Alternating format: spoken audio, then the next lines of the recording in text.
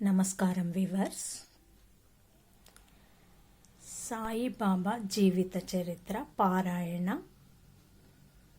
8వ అధ్యాయం ఈరోజు చదువుకుందాము. శ్రీ సాయినాథాయ నమః. శ్రీ సాయి సచ్చరిత్రము 2వ రోజు పారాయణము, శుక్రవారము, 8వ అధ్యాయము. మానవ జన్మ యొక్క ప్రాముఖ్యము, బాబా యొక్క భిక్షాటనము, బాయి జాబాయి యొక్క ఎనలేని సేవ, ముగ్గురి పడక స్థలము, రహతా నివాసి కుశాల్ చంద్. మానవ జన్మ యొక్క ప్రాముఖ్యము. ఈ అద్భుత విశ్వమందు భగవంతుడు కోటాను కోట్ల జీవులను సృష్టించి ఉన్నాడు. దేవ యక్ష గంధర్వాదులు, జంతు కీటకాదులు, మనుష్యులు మొదలగు వాణిని సృష్టించెను. స్వర్గము, నరకము, భూమి, మహాసముద్రము, ఆకాశమునందు నివసించు జీవకోటి అంతయు సృష్టించెను. వీరిలో ఎవరి నైపుణ్యము ఎక్కువగునో వారు స్వర్గమునకు పోయి వారి పుణ్యఫలమును అనుభవించిన పిమ్మట త్రోసివేయబడుదురు. వీరిలో ఎవరి పుణ్యం ఎక్కువగునో వారు స్వర్గమునకు పోయి వారి పుణ్యఫలమును అనుభవించిన పిమ్మట త్రోసివేయబడుదురు. ఎవరి పాపం ఎక్కువగునో వారు నరకమునకు పోవుదురు. అచ్చట వారు పాపములకు తగినట్లు బాధలను పొందెదరు. పాపపుణ్యములు సమానమగునప్పుడు భూమిపై మానవులుగా జన్మించి మోక్ష సాధనకై అవకాశము గాంచెదరు. వారి పాపపుణ్యములు నిష్క్రమించునప్పుడు వారికి మోక్షము సిద్ధించును. జై సాయిరామ్. 1000 ఏళ్ల మోక్షము గాని పుట్టుక గాని వారు చేసుకొనిన కర్మపై ఆధారపడి ఉండును. మానవ శరీరము యొక్క ప్రత్యేక విలువ. జీవకోటి అంతటికి ఆహారము, నిద్ర, భయము, సంభోగము సామాన్యము. మానవునికి ఇవిగాక మరొక ప్రజ్ఞ కలదు, అది ఏ జ్ఞానము. దీని సహాయముననే మానవుడు భగవత్ సాక్షాత్కారమును పొందగలడు. ఇంకే జన్మయందును దీనికి అవకాశము లేదు. ఈ కారణము చేతనే దేవతలు సైతం మానవ జన్మను ఈర్ష్యతో చూచెదరు. వారు కూడా భూమిపై మానవ జన్మమెత్తి మోక్షమును సాధించవలనని కోరెదరు. కొంతమంది మానవ జన్మము చాలా నీచమైనదనియు, చీము, రక్తము, మలములతో నిండి ఉన్నదనియు, తుదకు శిథిలమై రోగమునకు మరణమునకు కారణమగుచున్నదనియు అందురు. కొంతవరకు అది కూడా నిజమే. ఇన్ని లోపములున్నప్పుడు మానవునకు జ్ఞానమును సంపాదించు శక్తి కలదు. శరీరముండుట చేతనే మానవుడు తన దేహము యొక్క జగత్తు యొక్క అనిత్యత్వమును గ్రహించి ఇంద్రియ సుఖముల పట్ల విరక్తి పొంది నిత్యానిత్య వివేకముతో కడకు భగవత్ సాక్షాత్కారము పొందుచున్నాడు. శరీరము మలభూయిష్టమైనది అయినను నిరాకరించినచో మోక్షమును సంపాదించుటకు అవకాశమును పోగొట్టుకొనెదము. దేహమును ముద్దుగా పెంచి విషయ సుఖములకు మరిగినచో నరకమున పడెదము. ఉచిత మార్గమేమన దేహము నశ్రద్ధ చేయకూడదు, దానిని లోలత్వముతో పోషింపను కూడదు. తగు జాగ్రత్త మాత్రమే తీసుకొనవలెను. గుర్రపు రౌతు తన గమ్యస్థానము చేరు వరకు గుర్రమును ఎంత జాగ్రత్తగా చూచుకొనునో అంత జాగ్రత్తగా మాత్రమే తీసుకొనవలెను. ఈ శరీరమును మోక్ష సాధన లేక ఆత్మ సాక్షాత్కారము కొరకు వినియోగించవలెను. ఇదియే జీవుని పరమావధి అయి ఉండవలెను. జై సాయిరామ్. జై సాయిరామ్. భగవంతుడు అనేక జీవులను సృష్టించినప్పటికీ అతనికి సంతుష్టి కలగలేదట. ఎందుకనగా భగవంతుని శక్తిని అవేవియూ గ్రహించలేకపోయినవి. అందుచేత భగవంతుడు ప్రత్యేకంగా మానవుని సృష్టించెను. వానికి జ్ఞానం అనే ప్రత్యేక శక్తినిచ్చెను. మానవుడు భగవంతుని లీలలను, అద్భుత కార్యములను, షేముషి విజ్ఞానములను చూచి పరవశమొందినప్పుడు భగవంతుడు మిక్కిలి సంతుష్ట చెంది ఆనందించును. అందుచే మానవ జన్మ పొందుట, లభించుట గొప్ప అదృష్టము. బ్రాహ్మణ జన్మ పొందుట అందులోనూ శ్రేష్టము. అన్నింటికంటే గొప్పది సాయిబాబా చరణారవిందములపై సర్వస్వ శరణాగతి చేయున అవకాశము కలుగుట. మానవుని విద్యుక్త ధర్మము. మానవ జన్మ విలువైనదనియు దానికెప్పటికైనను మరణము అనివార్యమనియు గ్రహించి మానవుడెల్లప్పుడూ జాగరూకుడై ఉండి జీవిత పరమావధిని సాధించుటకై యత్నించవలెను. ఏ మాత్రమును అశ్రద్ధగాని ఆలస్యం గాని చేయరాదు. త్వరలో దానిని సంపాదించుటకు యత్నించవలెను. భార్య చనిపోయిన వాడు రెండవ భార్య కొరకెంత ఆతురత పడునో, తప్పిపోయిన యువరాజుకై చక్రవర్తి ఎంతగా వెతక యత్నించునో, అటులనే విసుగు విరామము లేక రాత్రింబవళ్ళు కృషి చేసి ఆత్మసాక్షాత్కారము సంపాదించవలెను. బద్ధకమును, అలసటను, కునుకుపాట్లను దూరమునర్చి అహోరాత్రములు ఆత్మయందే ధ్యానము నిలుపవలెను. ఈ మాత్రము చేయలేనిచో మనము పశుప్రాయులమగుదుము. తక్షణ కర్తవ్యము మన ధ్యేయము సత్వరం ఫలించు మార్గమేదన వెంటనే భగవత్ సాక్షాత్కారం పొందిన సద్గురువు వద్ద కేగుట. ఆధ్యాత్మికోపన్యాసములెన్ని విన్నప్పటికీ పొందనట్టిదియు, ఆధ్యాత్మిక గ్రంథములెన్ని చదివినను తెలియనట్టిదియు నగు ఆత్మసాక్షాత్కారము సద్గురువుల సాంగత్యముచే సులభముగా పొందవచ్చును. నక్షత్రం అన్నియూ కలిసి ఇవ్వలేని వెలుతురును సూర్యుడెట్లు ఇవ్వగలుగుచున్నాడో, అట్లనే ఆధ్యాత్మికోపన్యాసములు, గ్రంథములు ఇవ్వలేని జ్ఞానమును సద్గురువు విప్పి చెప్పగలడు. వారి చర్యలు, సామాన్య సంభాషణలే మనకు మౌన ప్రబోధములు. శాంతి, క్షమ, వైరాగ్యము, దానము, ధర్మము, మనోదేహములను స్వాధీనమందుంచుకొనుట, అహంకారము లేకుండుట మొదలగు శుభలక్షణములను వారి ఆచరణలో చూచి భక్తులు నేర్చుకొందురు. వారి పావన చరితములు భక్తుల మనములకు ప్రబోధములు కలుగచేసి వారిని పారమార్థికంగా ఉద్ధరించును.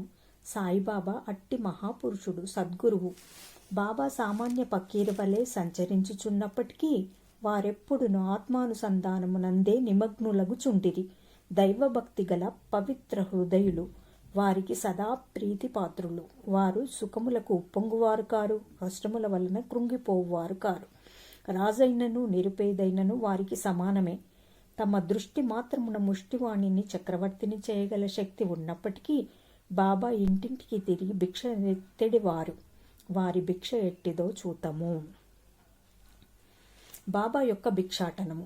షిరిడి జనులు పుణ్యాత్ములు. ఎందుకనగా వారి ఇండ్ల ఎదుట కదా బాబా భిక్షకుని వలె నిలిచి, అమ్మ రొట్టె ముక్క పెట్టు డనుచు దానిని అందుకొనుటకు చేయి చాచడివారు. చేత ఒక రేకు డబ్బా పట్టుకొని భుజానికి ఒక గుడ్డ జోలె తగిలించుకొని భిక్షాటనకు పోయేడివారు. బాబా కొన్ని ఇండ్లకు మాత్రమే భిక్షకు పోయేడివారు. పులుసు, మజ్జిగ వంటి ద్రవ పదార్థములు, కూరలు మొదలగునవి రేకు డబ్బాలో పోసుకొనిడివారు. అన్నము, రొట్టెలు మొదలగునవి జోలెలో వేయించుకొనిడివారు. బాబాకు రుచి అనిన్నది లేదు. జిఫ్ఫను స్వాధీనం అందించుకొనిరి. కాన అన్ని పదార్థములను రేకు డబ్బాలోను జోలెలోను వేసుకొనిడివారు. అన్ని పదార్థములను ఒకేసారి కలిపి వేసి భుజించి సంతృష్టి చెందేవారు. పదార్థముల రుచిని పాటించేవారు కాదు. వారి నాలుకకు రుచి అనున్నది లేనట్లే కానిపించుచుండెను. బాబా భిక్షకు ఒక పద్ధతి, కాలనియమము లేకుండెను. ఒక్కొక్క దినము కొన్ని ఇండ్ల వద్ద మాత్రమే భిక్ష చేసేడివారు. ఒక్కొక్కసారి 12 సార్లు కూడా భిక్షకు వెళ్ళేడివారు. భిక్షలో దొరికిన పదార్థములన్నింటినీ ఒక మట్టి పాత్రలో వేసేవారు.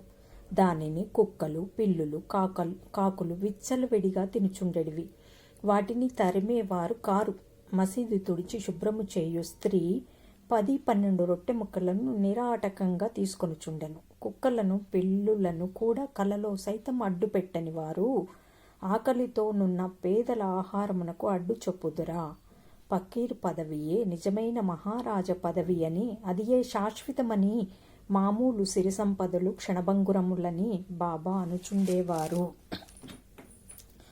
ఆ పావన చరితుని జీవితము వంటి జీవితమే కదా మిగుల ధన్యమైనది. మొదట షిరిడి ప్రజలు బాబాను ఒక పిచ్చి పకీరని భావించి అటులనే పిలిచెడివారు. భోజనోపాధికై, రొట్టె ముక్కలకై గ్రామంలో భిక్షనెత్తి పొట్ట పోసుకొనిడు పేద పకీరన్న ఎవరికి గౌరవమేమి ఉండును? కాని ఈ పకీరు పరమ విశాల హృదయుడు, ఉదారుడు, ధనాపేక్ష లేశమాత్రము లేని నిరాసక్తుడు. బాహ్య దృష్టికి వారు చంచలునిగను, స్థిరత్వము లేనివానిగను కాన్పించినను లోన వారు స్థిరచిత్తులు. వారి చర్యలు అంతుపట్టనివి. ఆ కుగ్రామంలో కూడా బాబాను ఒక గొప్ప మహాత్మునిగా గుర్తించి సేవించిన ధన్యజీవులు కొద్దిమంది కలరు. అట్టి వారిలో నొకరి వృత్తాంతమును ఇక్కడ చెప్పబోచున్నాను. జై సాయిరామ్ బాబా. బైజాబాయి యొక్క ఎనలేని సేవ. తాత్యా కోతే పాటిల్ తల్లి పేరు బైజాబాయి. ఆమె ప్రతిరోజు మధ్యాహ్నం తలపై ఒక గంపలో రొట్టె కూర పెట్టుకుని సమీపముననున్న చిట్టడివిలో ముండ్లు పొదలు లెక్క చేయక క్రోసుల కొద్ది దూరము నడిచి ఆత్మధ్యానంలో నిశ్చలంగా ఎక్కడో కూర్చుని ఉన్న బాబాను వెతికి పట్టుకుని భోజనం పెట్టుచుండెను. బాబాకు సాష్టాంగ నమస్కారం చేసి వారి ఎదుట విస్తరొకటి వేసి తాను తెచ్చిన రొట్టె కూరలు మొదలగు భోజన పదార్థములను వడ్డించి కొసరి వాటిని బాబాచే తినిపించుచుండెను. ఆమె భక్తి విశ్వాసములు అద్భుతమైనవి. ఎనలేని ఆమె సేవను బాబా చివరి వరకు మరవలేదు. ఆమె సేవకు తగినట్లు ఆమె పుత్రుడగు తాత్యా పాటిల్ను ఎంతో ఆదరించి ఉద్ధరించెను. ఆ తల్లి కొడుకులకు బాబా సాక్షాత్ భగవంతుడనే విశ్వాసముండెను. కొన్ని సంవత్సరముల తదుపరి బాబా అడవులకు పోవుట మాని మసీదులోనే కూర్చుండి భోజనము చేయసాగిరి. అప్పటి నుంచి పొలములో తిరిగి బాబాను వెతికి పట్టుకొను శ్రమ బైజాబాయికి తప్పినది. ముగ్గురి పడక స్థలము. ఎవరి హృదయమందు సదా వాసుదేవుడు నివసించుచుండునో అట్టి మహాత్ములు ధన్యులు. అట్టి మహాత్ముల సాంగత్యం లభించిన భక్తులు గొప్ప అదృష్టవంతులు. తాత్యా కోతే పాటిల్ మహల్సాపతి ఇద్దరు అట్టి అదృష్టశాలురు. బాబా వారినిరువురిని సమానంగా ప్రేమించేవారు. బాబా వారిరువురితో కలిసి మసీదులో తమ తలలను తూర్పు పడమర ఉత్తరముల వైపు చేసి మధ్యలో ఒకరి కాళ్ళు ఒకరికి తగులునట్లు పండుకొనిడివారు. పక్కలు పరుచుకుని వానిపై చతికిలపడి సగము రేయి వరకు ఏవేవో సంగతులు ముచ్చటించుకొనిడివారు. అందులో ఎవరికైనా నిద్ర వచ్చుచున్నట్లు కనిపించినా తక్కిన వారు వారిని మేల్కొలుపుచూ ఉండిరి. తాత్యా పండుకొని గుర్రు పెట్టినచో బాబా వాణిని అటు నిటు ఊపి వాణ్ణి శిరస్సును గట్టిగా నొక్కుచుండెను. బాబా ఒక్కొక్కసారి మహల్సాపతిని అక్కున చేర్చుకుని అతని కాళ్ళు నొక్కి వీపుతో మెడివారు. ఈ విధంగా 14 సంవత్సరాలు తాత్యా తన తల్లిదండ్రులను విడిచి బాబాపై ప్రేమచే మసీదులోనే పండుకొనెను. అవి మరపురాని మధుర దినములు. బాబా ప్రేమానురాగములు కొలువరానివి. వారి అనుగ్రహము ఇంతయని చెప్పుటకు అలవి కానిది. తండ్రి మరణించిన పిమ్మట తాత్యా గృహ బాధ్యతను స్వీకరించి ఇంటిలోనే నిద్రించుటకు ప్రారంభించెను. రహతా నివాసి కుశాల్ చంద్. షిరిడీలో తాత్యా తండ్రి గారైన గణపతిరావు కోతే పాటిల్ బాబాను ఎంతో ప్రేమాభిమానాలతో చూచెడివారు.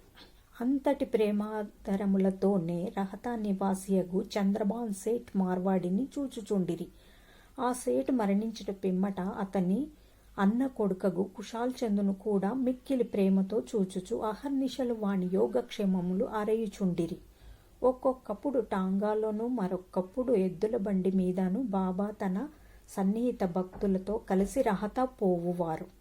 రహతా ప్రజలు బాజాబాజంత్రీలతో ఎదురేగి బాబాను గ్రామ సరిహద్దు ద్వారం వద్ద దర్శించి సాష్టాంగ నమస్కారాలు చేసేవారు. తర్వాత మహావైభవంగా బాబాను గ్రామంలోనికి సాదరంగా తీసుకువెళ్ళేవారు. కుశాల్ చందు బాబాను తన ఇంటికి తీసుకొని పోయి తగిన ఆసనమును నందు కూర్చుండచేసి భోజనం పెట్టేడివారు. ఇరువురు కొంతసేపు ప్రేమోల్లాసములతో ముచ్చటించుకొనిడివారు. తదుపరి బాబా వారిని ఆశీర్వదించి షిరిడి చేరుచుండెడివారు. షిరిడి గ్రామమునకు సమాన దూరములో ఒకవైపు దక్షిణమున రహత, మరొక వైపు ఉత్తర దిశయందు నీగాం ఉన్నవి. ఈ 2 గ్రామములు దాటి బాబా ఎన్నడూ ఎచ్చటికి పోయి ఉండలేదు. వారెన్నడూ రైలు బండిలో ప్రయాణం చేసి ఎరగరు. రైలు బండిని కనీసం చూచి కూడా ఉండలేదు. కానీ సర్వజ్ఞుడైన బాబాకు బండ్ల రాకపోకలు ఖచ్చితంగా తెలిసి ఉండేవి. బాబా వద్ద సెలవు పుచ్చుకొని వారి ఆజ్ఞానుసారం ప్రయాణం చేయువారలకే కష్టములు ఉండేవి కావు. బాబా ఆదేశమునకు వ్యతిరేకంగా పోవు వారలకు అనేక కష్టముల పాలగుచుండిరి. ఇటువంటి కొన్ని సంఘటనలను మరికొన్ని ఇతర విషయములను రాబోయే అధ్యాయంలో చెప్పెదను. 8వ అధ్యాయం సంపూర్ణం. సద్గురు శ్రీ సాయినాథార్పణమస్తు. శుభం భవతు. వీవర్స్, ఈరోజు సాయిబాబా జీవిత చరిత్ర 8వ అధ్యాయం పూర్తిగా చదువుకున్నాము. రేపు సాయిబాబా జీవిత చరిత్ర 9వ అధ్యాయము చదువుకుందాము. ఎప్పుడో మొదలుపెట్టాము, 2 months అయిపోవస్తుంది. బాబా చరిత్ర కంప్లీట్ చేయలేకపోయాను. వేరే వాళ్ళతో చదివిద్దామని ఆ పని జరగలేదు. కాబట్టి ఇక నుంచి ప్రతినిత్యం నేనే బాబా చరిత్ర పూర్తయిందాక ఒక్కొక్క అధ్యాయం చదివి మీకు వినిపిస్తాను. విన్నా కూడా చదివినంత ఫలితము మీకు లభిస్తుంది. వినేటప్పుడు బాబా వారిని మనసులో ప్రార్థించి మీ ఇష్టమైన కోరిక కోరుకోండి.